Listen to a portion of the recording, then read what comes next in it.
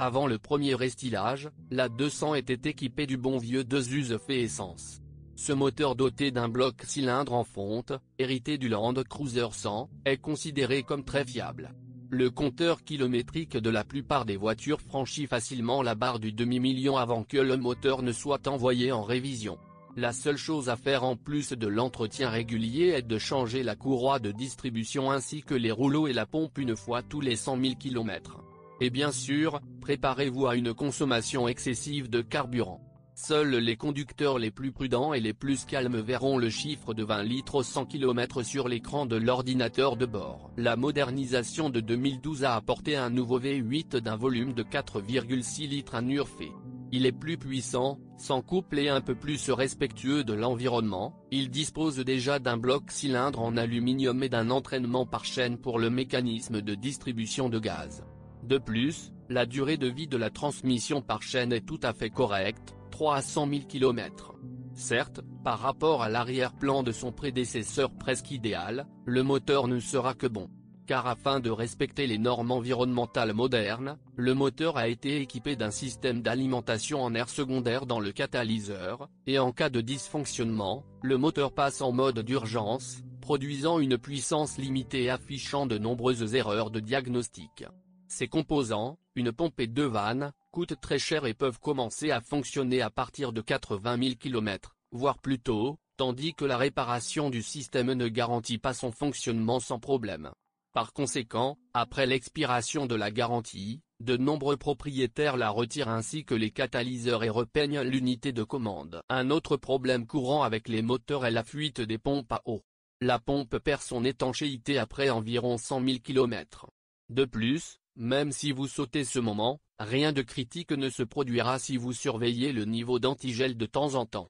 Eh bien, le dernier inconvénient est le collecteur d'admission, dans lequel les amortisseurs deviennent acides en raison de l'âge et des fissures apparaissent. Les Cruzac de rechange les plus populaires avec diesel en un VDF-TV d'un propriétaire attentionné qui effectue l'entretien tous les 5 à 7 000 km et ne verse pas trop d'huile visqueuse de type 0W30, ce moteur avec 2 turbocompresseurs peut également parcourir un demi-million de kilomètres. Si ces règles sont négligées, alors lors de parcours de plus de 100 000 km, une usure accrue des chemises de vilebrequin peut être observée, jusqu'à leur rotation. À propos, gardez à l'esprit qu'un moteur diesel peut nécessiter une visite d'entretien imprévue car il n'existe aucune réglementation concernant le remplacement du filtre à carburant pour ces moteurs. L'inscription sur le combiné d'instruments vous rappellera la nécessité de mettre à jour l'élément. Les filtres eux-mêmes sont de 2 types, 10 et 30 microns. On pense que 30 microns sont conçus pour le carburant diesel d'hiver, mais il existe une opinion selon laquelle il est toujours préférable de l'utiliser. C'est-à-dire aussi bien en hiver qu'en été, car la version 10 microns, après 2-3 000 km de fonctionnement, risque de ne pas bien laisser passer le carburant diesel et, par conséquent, la voiture fera peur avec des messages d'alarme et cessera de rouler normalement. L'entraînement par chaîne du mécanisme de distribution de gaz, comme sur ses homologues à essence, est également prêt à fonctionner sur 250 à 300 000 km, si, bien sûr, vous surveillez votre bien-être. Les stabilisateurs de chaîne de l'amortisseur de vilebrequin et de la pompe de direction assistée devraient également durer un quart de million. Et des turbocompresseurs, mais seulement si le moteur est équipé d'un turbo-timer. Sans cela, la durée de vie des escargots est considérablement réduite et généralement, rester debout et tourner au ralenti après des courses rapides sur l'autoroute est très utile pour l'unité 1 VDF-TV. Cela prolongera la durée de vie des parois arrière des cylindres, qui souffrent souvent d'une surchauffe locale. Certes, un certain nombre de militaires notent que l'usure intensive du turbocompresseur est souvent associée à une mauvaise coordination de leur travail, lorsqu'une des turbines ne souffle pas et que la seconde commence à surgonfler. En conséquence, la durée de vie est considérablement réduite et, par conséquent, des réparations peuvent être nécessaires après le premier repère à 6 chiffres sur le compteur kilométrique. Il existe un autre problème associé aux turbines, lorsque le moteur cesse de tourner au-dessus de 2500 tours par minute et que les unités de commande de la turbine affichent une erreur. Ils sont situés dans le passage de roue droit et souffrent d'humidité. Au fil du temps, le mastic du boîtier sèche et l'humidité pénètre à l'intérieur, ce qui tue le remplissage électronique. La réparation du bloc est impossible, et il n'y a qu'une seule mesure préventive, déplacer les blocs vers la zone de la batterie, soit devant les phares, soit entre l'aile et la batterie. En 2015, Toyota a décidé d'introduire de nouveaux injecteurs piézoélectriques Denso au lieu des injecteurs électromagnétiques, grâce auxquels le moteur diesel est devenu plus puissant et plus respectueux de l'environnement.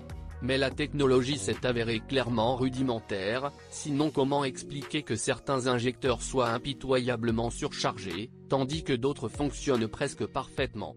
Cependant, il est peu probable que cette maladie affecte les bateaux de croisière d'occasion, car le remplissage excessif se produit généralement lors de courses allant jusqu'à 20 000 à 30 000 km. Avec des kilomètres de 250 000 km et plus, la santé de l'équipement de carburant mérite d'être vérifiée, et il existe également une opinion non prouvée mais valable selon laquelle la santé de ce 8 est affectée par le système de recirculation des gaz d'échappement.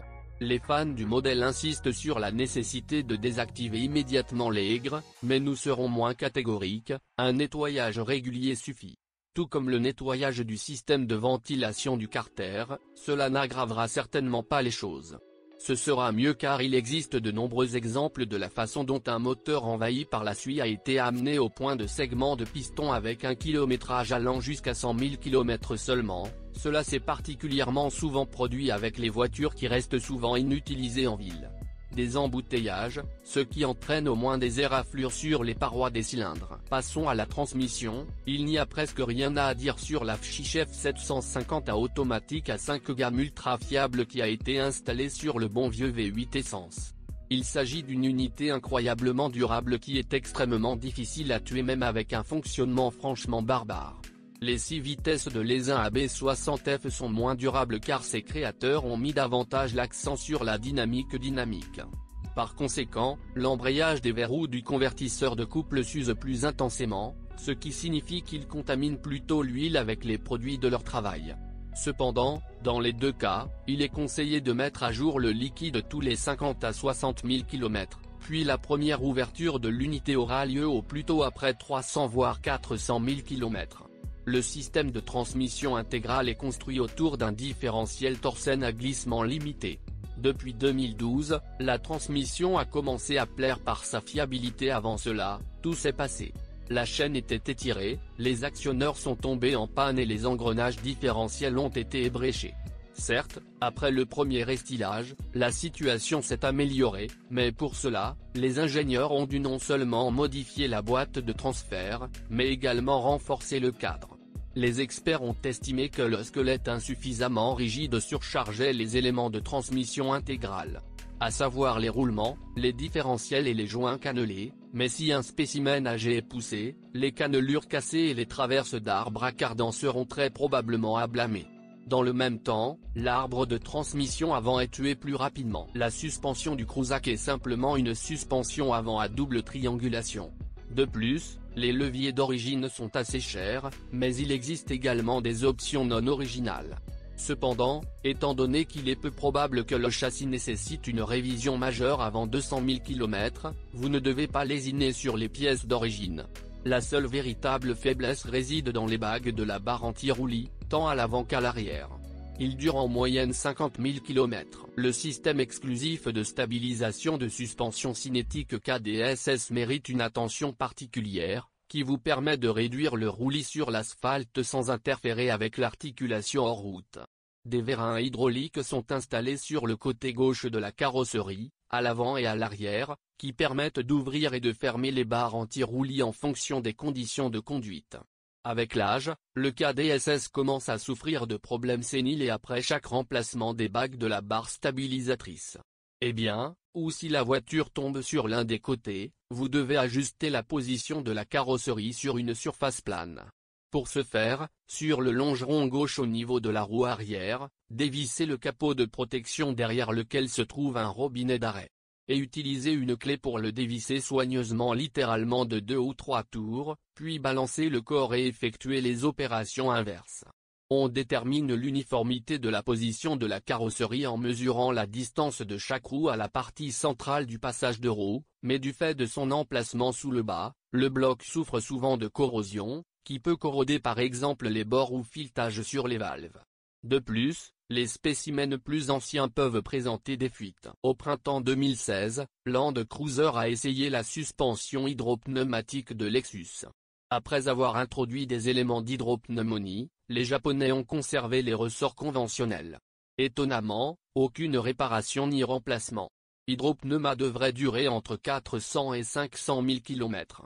Il est seulement important de changer régulièrement, c'est-à-dire tous les 100 000 km, le fluide de travail dans le système. Le maillon le plus faible du châssis est peut-être que le système de freinage du Cruiser ralentit mal et en même temps use intensément les plaquettes et les disques. Les premiers durent environ 20 000 km, les seconds environ 40 000, cependant, cette durée de vie peut être raccourcie si le conducteur pratique souvent un freinage intense, permettant une surchauffe des mécanismes.